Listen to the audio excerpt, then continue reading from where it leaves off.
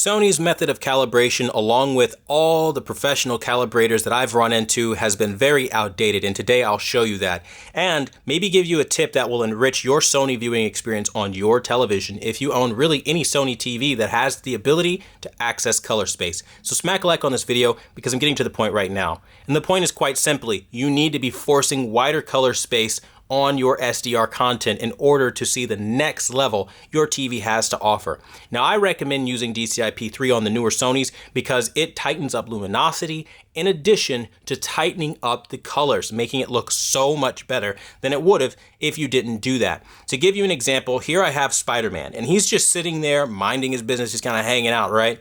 Now, it's really a nice general look to the image, very vibrant. But I want to show you, even with my settings, my same exact settings, what would happen if I were to disregard anything that I'm saying right now. Like, let's say, you know what, Quantum, you're crazy. All that does is artificially stretch color and it makes everything oversaturated. Well, there are a couple of problems with that claim. First thing, we can see right here that there's nothing oversaturated about this image. It's a well-exposed, well-saturated image. That more or less is a cop-out that you're going to hear from professional calibrators that don't know how to take unorthodox approaches like I'm taking here. So I'm going to show that off, not to make them look bad, but to prove that you have a higher level of picture quality you can be experiencing right now without ever spending a dime on your current TV if you have this feature. So let's go ahead and turn it to what they recommend, and that is Rec 709. You're going to notice that colors get washed, they get muted, they don't really stand out the way they should. And again, this is with my settings, right? Again, my settings are highly tuned, they look really good, that kind of thing. But now let's say you're not using my settings. I don't like Quantum, he's a crazy guy. You're either rocking the torch mode, which is the default settings, and again, just to show you that these are the default settings that Sony has, we're going to hit reset. And you're going to see it right there. Torch mode, looks like garbage. Or you're going to use their flattest color profile, which is custom. And most people like to build from custom. And as you can clearly see, it's bargain basement. This is what Sony likes to do. And again, if that's your style, go for it. But even when doing that, you can see that there are going to be some big differences going from what they offer to what I offer. Even using washed out garbage color like Rec 709, which we can confirm by going down to the video signal. I'm now in auto, which defaults to Rec 709. But we can go further than that by going to DCI-P3, where you can see that luminosity, saturation, and color return. And now this scene looks just downright glorious.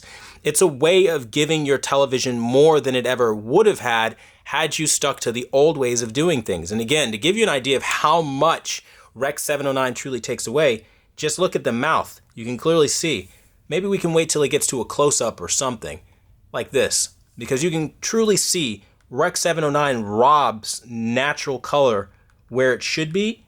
And it's something that I think if everybody stopped using Rec 709, you could then start to experience much better picture quality across the board. And I think you should definitely try this tip out with like so much more of your content, because it is capable truly of more than what you've been told it's capable of. And I think to not represent that as a professional, as a master TV calibrator, right? I think that's something that really is a disservice to you. Now, I want to show you this. Let's show you, there's more color here, okay? So let's try to show you again. We're gonna go back to Rec 709, and again, you can notice it and things like the leaves. Notice how they lose their intensity when you step off of the DCI color space. But notice that when you use DCI, it's not breaking everything. It just, you see the luminosity in the pants, it gets richer versus when you take it away. And again, some people might not think that this is going to make a big difference, but I promise you, man, when you start watching content and you start seeing faces and you start looking at the true nature of 709, Rec 709 versus DCI-P3 and how beautiful it looks, you'll start to understand that. And again, keep in mind that toggling it, that's just with my settings.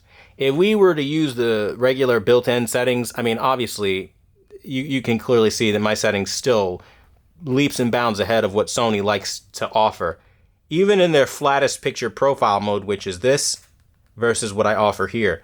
It's just a day and night difference. So if you want to learn how to do that, you can definitely join, become a member, and I'll put some settings up for you guys to help you out. But really, the message of today's video is that your Sony TV is basically being neutered by people who don't really want to accept that all you really have to do is use the DCI color space, which is a wide color gamut profile, and they are pretending like if you use it, it's just going to make everything oversaturated or cartoony. If you have a Sony TV, call their bluff, test this out, don't take my word for it, use the DCI, and compare it to the Rec 709, and you're going to notice that you are not oversaturating or destroying your image to the way that they claim that you are. It looks really good, and I think, again, it will give you way more of a dignified image than if you were to use Rec 709, which just tends to rob color and keep it in the Stone Ages.